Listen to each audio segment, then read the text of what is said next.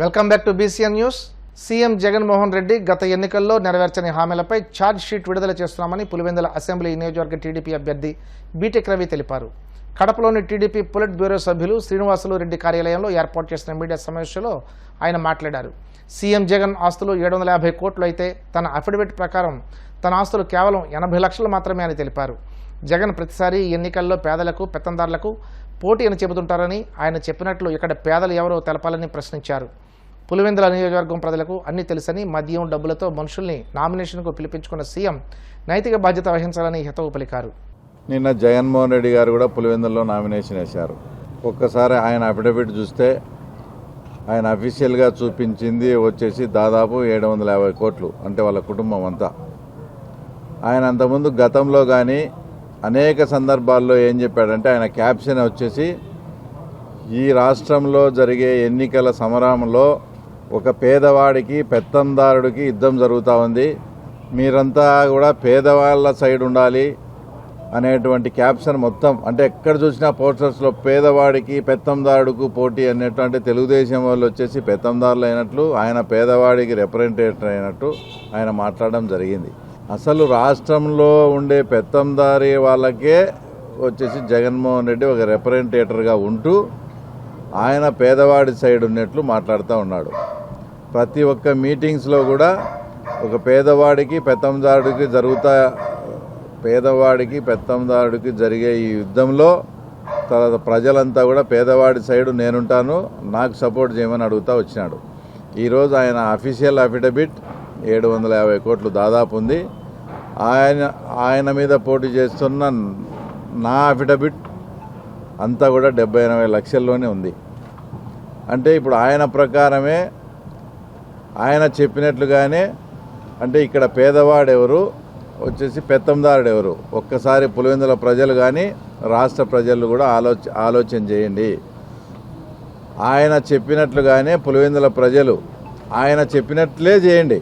ఆయన ఏం చెప్పాడు, పేదవాడి సైడ్ ఉండమన్నాడు. ఇక్కడ అంటే నిన్న ఆయన నామినేషన్ వేసిన సందర్భంగా చూపించిన ప్రకారం ఇక్కడ పేదవాడు వచ్చేసి బీటెక్ రవి, తర్వాత పెత్తందారుడు వచ్చేసి జగన్మోహన్ రెడ్డి కాదా. కాబట్టి పులివెందుల ప్రజలంతా ఏదైతే జగన్మోహన్ రెడ్డి చెప్పాడో ఆ ప్రకారమే చేయమని కూడా నేను పులివెందుల ప్రజలను రిక్వెస్ట్ చేస్తూ ఉన్నా. తర్వాత నిన్న జగన్మోహన్ రెడ్డి గారు పులివెందుల్లో మాట్లాడుతూ చాలా అసభ్యకరంగా, చాలా నీచంగా లాస్ట్కు వాళ్ళ చెల్లెళ్ళు ఏ చీర ధరించారు, వాళ్ళ చెల్లెళ్ళు వచ్చేసి బట్టలు కట్టుకునే విధానంపై కూడా మాట్లాడడం అనేది ఆయన ఏ స్థాయికి దిగజారాడో ఒక్కసారి రాష్ట్ర ప్రజలు కూడా అర్థం చేసుకోండి. అసలు ఈ ప్రకారము పచ్చ చీర కట్టుకున్న వాళ్ళంతా కూడా ఆ రకంగా ఆయన మాట్లాడితే మీరు ఇంటికి వెళ్ళి భారతమ్మ గారి వార్డ్రోబ్ చెక్ చేయండి. ఆమెకు అసలు పచ్చ చీరలు కానీ పచ్చ డ్రెస్సులు ఉన్నాయా లేదా అని ఒకసారి జగన్మోహన్ రెడ్డిని చెక్ చేసుకో. అనేక సందర్భాల్లో కూడా భారతమ్మ గారు పచ్చ డ్రెస్ వేసుకొని తర్వాత ఉన్న ఫోటోలు కూడా ఉన్నాయి. అంటే దాని అర్థం ఏంది అంటే, ఏది కన్వీనియంట్గా ఉండి ఆ సందర్భానికి ఏది ఇదైతే ఆ రకంగా మాట్లాడడం కరెక్ట్ కాదు. ఒకవేళ మీరు నిజంగా వార్డ్రోబ్ చెక్ చేసుకొని పచ్చ చీరలు ఉంటే అవన్నీ కూడా ఇంటి బయటికి గెంటేస్తారా మరి మీరు? తర్వాత ఆయన లెగసీ తర్వాత వారసత్వం మీద కూడా మాట్లాడడం జరిగింది. షర్మిలమ్మ విషయంలో ఆయన ఏం మాట్లాడాడు, రాజశేఖర రెడ్డి గారు ఎవరితో ఫైట్ చేశాడు, ఈనాడుతో, ఆంధ్రజ్యోతితో, చంద్రబాబుతో ఫైట్ చేస్తే తర్వాత మీరు ఈరోజు ఆయనకు వ్యతిరేకులైనటువంటి వారితో తర్వాత మీరు మద్దతుగా ఉన్నారా అంటూ ఆయన క్వశ్చన్ చేయడం జరిగింది. ఇదే పాయింట్ మేము సూటిగా ప్రశ్నిస్తూ ఉన్నాం. రాజశేఖర రెడ్డి చనిపోయినప్పుడు మీరు మీ కుటుంబ సభ్యులు అంతా కూడా రిలయన్స్ వాళ్ళే చంపించినారని, వాళ్ళ ఫ్యాక్టరీ వాళ్ళ పెట్రోల్ బంకులు అవన్నీ కాల్చి పాపం అనేక మంది అమాయకులు ఆ రోజు కేసులు పెట్టించుకొని బలైనపోయిన సందర్భాలు అంతా మేము గమనించాం.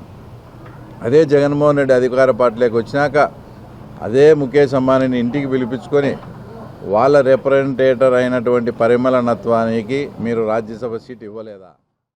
కేంద్రంలోని బీజేపీ, రాష్ట్రంలోని వైసీపీ పాలన తీరుతో తాము ఎక్కడికి వెళ్లినా ప్రజలు బ్రహ్మరథం పడుతున్నారని APCC media cell chairman Narreddy Tulasireddy తెలిపారు.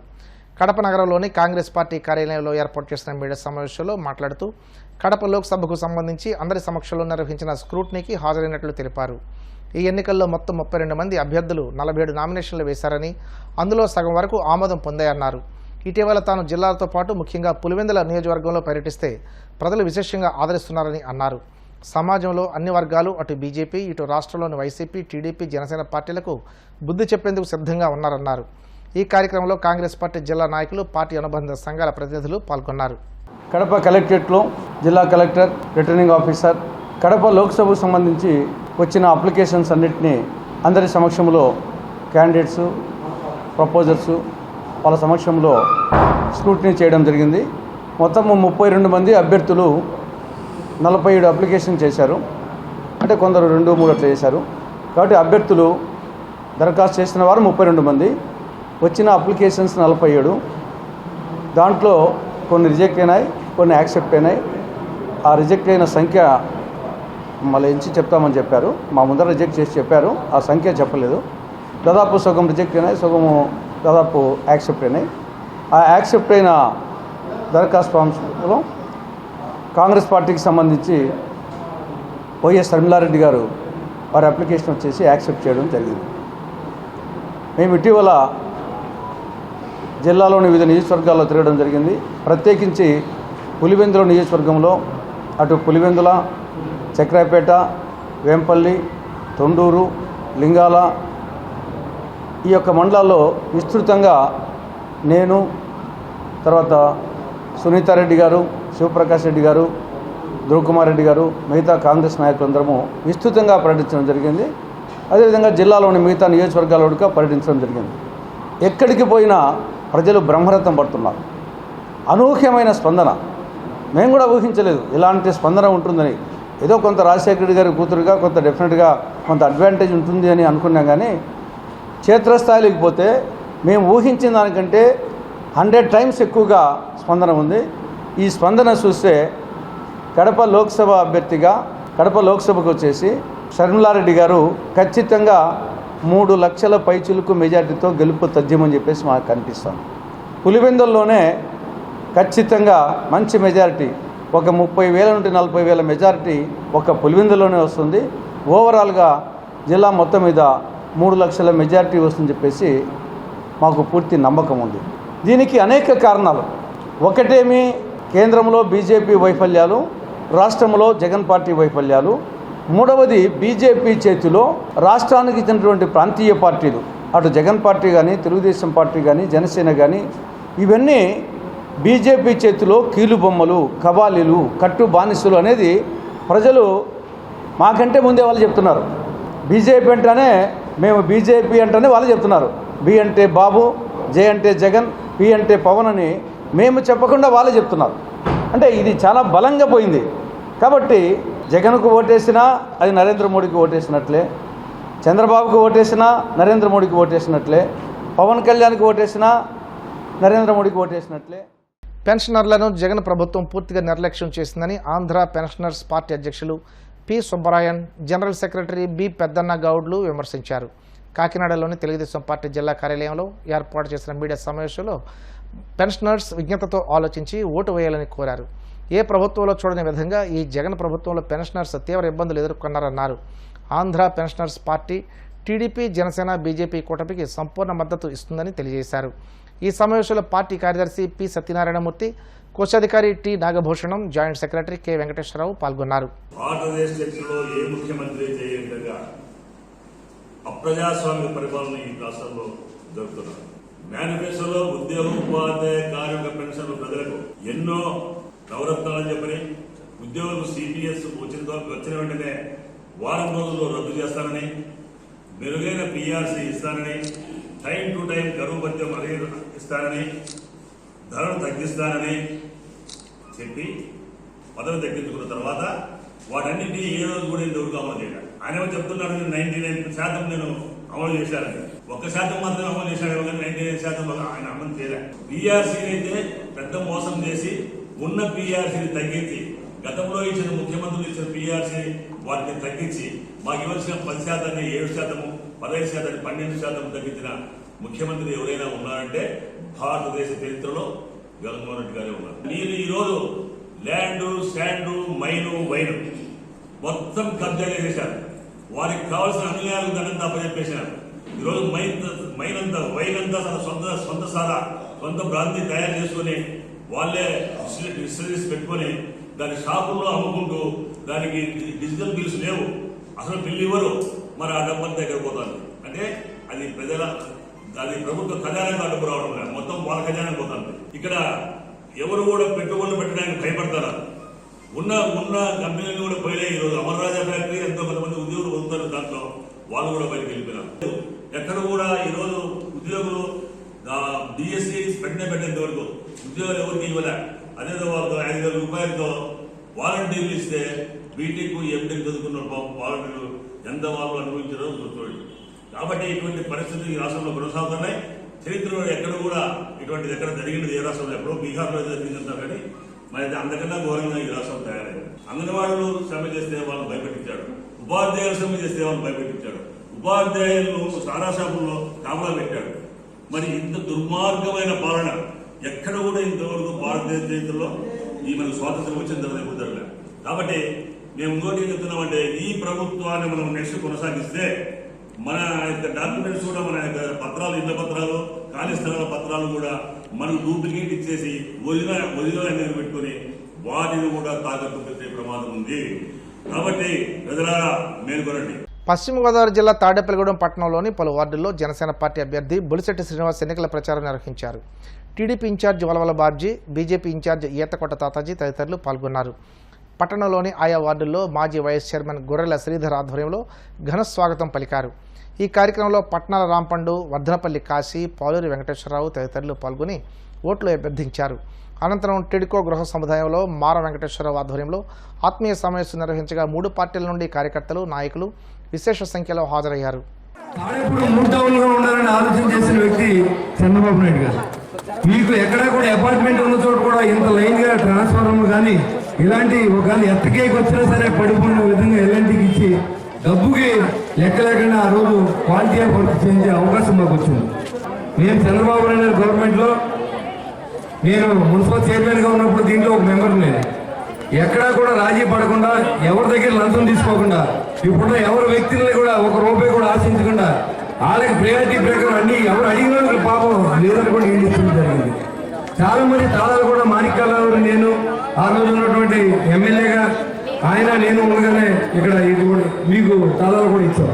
కానీ దురదృష్టవశాత్తు చంద్రబాబు నాయుడు గారి ప్రభుత్వం పడిపోవడం, మరి ఇక్కడ ఉన్నటువంటి దుర్మార్గమైనటువంటి జగన్మోహన్ రెడ్డిని మీరందరూ కలిసి నెగ్గించడం, దానికి కర్మ మనం అనుభవిస్తున్నాం. కర్మ ఫలితాలు ఎక్కడికి పోవు. రాబోయే రోజుల్లో జగన్మోహన్ రెడ్డి మిమ్మల్ని మోసం చేసి కర్మ ఖచ్చితంగా అనుభవిస్తాడు. నేను రాగానే మీకు ఇల్లు లోన్లు రద్దు చేస్తానని చెప్పాడు కదా, అది మీరు నమ్మారు. కానీ చేయనప్పుడు మీరు ఎందుకు అడగట్లేదు? సొంత ఇంట్లో న్యాయం చేయడు జగన్మోహన్ రెడ్డి, సొంత అక్క చెల్లికి న్యాయం చేయడు జగన్మోహన్ రెడ్డి, ఇంకో ఆడకూతురు న్యాయం చేస్తారని మీరు ఎలా అనుకున్నారని కూడా నేను ఆలోచిస్తాను. ఎవరైతే పేద ప్రజలు అడ్డం పెట్టుకుని 57% ఓట్లేసి 151 మంది ఎమ్మెల్యేలు నెగ్గించి 22 మంది ఎంపీలు ఇచ్చిన తర్వాత మరి ఇక్కడ చేసిన అన్యాయం ఏంటో మీరు ఒకసారి గుర్తించండి. అతని కేసులు రాకుండా ఉండడం కోసం నరేంద్ర మోడీ గారి దగ్గర మోకరెళ్ళి ప్రత్యేక హోదాన్ని వదులుకుని ఇవాళ పేదలకు ఏదైతే ఇస్తారన్నారో అది కూడా ఇవ్వకుండా వాళ్ళు బతికిదేంటి సత్యం ఏంటి అని చెప్పి ఆలోచన చేసిన వ్యక్తి ఈ ముఖ్యమంత్రి. మరి చంద్రబాబు నాయుడు గారు అన్న మాట నిలబెట్టుకుంటారు. కాకపోతే ఏంటంటే వీళ్ళకిలాగా అప్పులు చేసి దోచిపెట్టడం అనేది తెలీదు. ఏదో రకంగా సంపద సృష్టించి ఆ సంపదను ప్రజలు పెంచాలనుకున్న వ్యక్తి. ఆల్రెడీ 11 లక్షల కోట్లు అప్పు చేశారు, 12 లక్షల కోట్లు ఇటుకోల్లో ఇళ్లలో ఉన్న వాళ్ళు నిరుపేదలే ఉంటారు. వాళ్ళకి అప్పు చేసి అప్పును రద్దు చేసినా తప్పలేదు. కాబట్టి ఆ నిర్ణయం మా నాయకుడు తీసుకున్నాడు చంద్రబాబు నాయుడు గారు. దానికి మేము కూడా హర్షిస్తూ మీ తరఫున పోరాటానికి నన్ను గెలిపించండి. ఖచ్చితంగా మీ నెగ్గించడానికి మీరు నెగ్గించండి, గెలిపించండి. నా అక్కచెల్లెలు అడుగుతున్నాను, అప్పీల్ చేస్తా ఉన్నా. నేను నిజాయితీగా పనిచేశాను, నేను ఎవరి దగ్గర లంచం తీసుకోలేదు. మీరు చెప్పొచ్చు ఎంతమంది అక్కచెల్లెలు ఉన్నారు. ఏ ఒక్కరైనా లేచి ఏ రోజు నేను డబ్బు కోసం పనిచేశానంటే మళ్ళీ మిమ్మల్ని ఓటు కూడా అడగను. నేను మీరందరూ ఇప్పుడైనా రిలైజ్ అవ్వండి. తప్పు చేస్తే దేశం, కానీ ఈ రోజైనా సరే మన కోసం ఆలోచించే వ్యక్తులు మీరు. మోసపూరిత హామీలతో అధికారంలోకి వచ్చిన వైసీపీ ప్రభుత్వం ఈ 5 ఏళ్లు ప్రజల జీవితాలతో చెలగాటమాడిందని కాకినాడ సిటీ కూటమి అభ్యర్థి మాజీ ఎమ్మెల్యే వనమాడి కొండబాబు విమర్శించారు. కాకినాడలోని రామకృష్ణరావుపేటలో టీడీపీ ఆధ్వర్యంలో ప్రజాగళం సభ జరిగింది.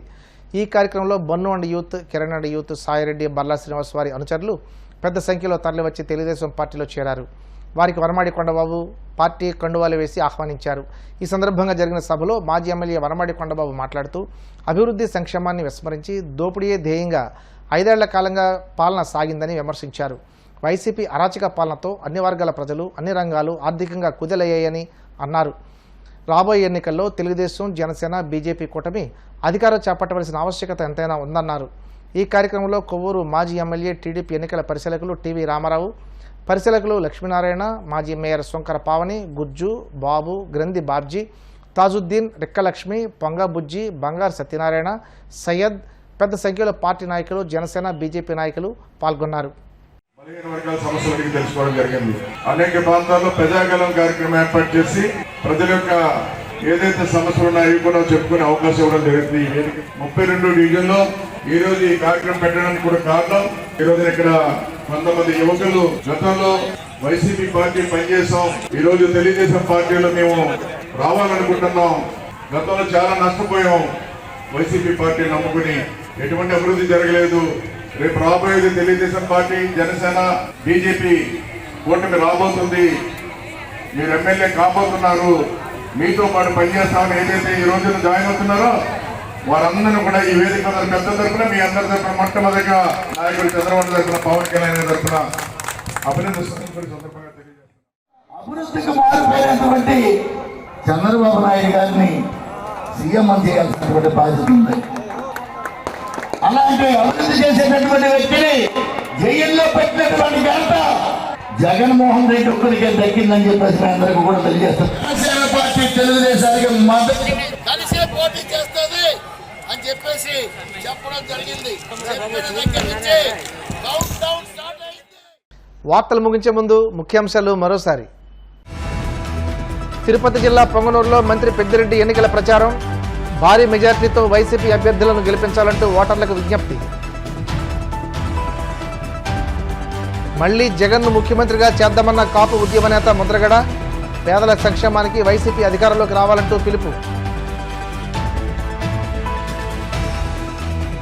పిఠాపురం ఏలేరు ఆయకట్టును ఎండబెట్టడం సరికాదన్న వర్మ. వైసీపీ నాయకుల స్వార్థానికి రైతులు బలయ్యారంటూ ఆవేదన.